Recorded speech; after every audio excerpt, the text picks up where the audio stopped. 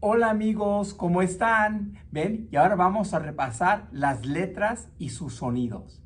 A, abeja, A. B, bate, B.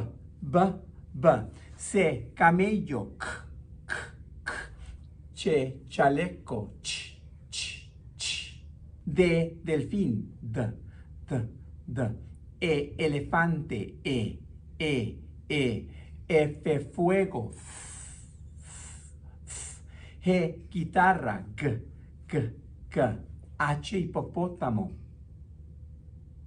I, iguana, I. J, jirafa, K, koala,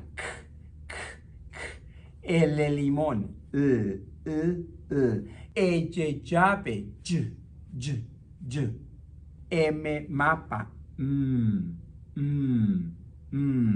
N, nido, N. E, ñeñadú, Ñ. O, oso, O. P, piano, P.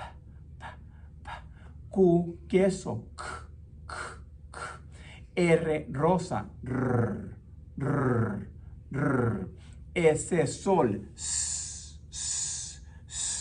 T, tortuga, T. U, uvas, U. V, volcán, B.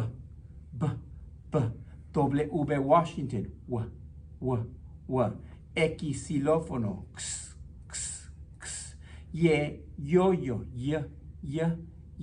Z, zapato, S.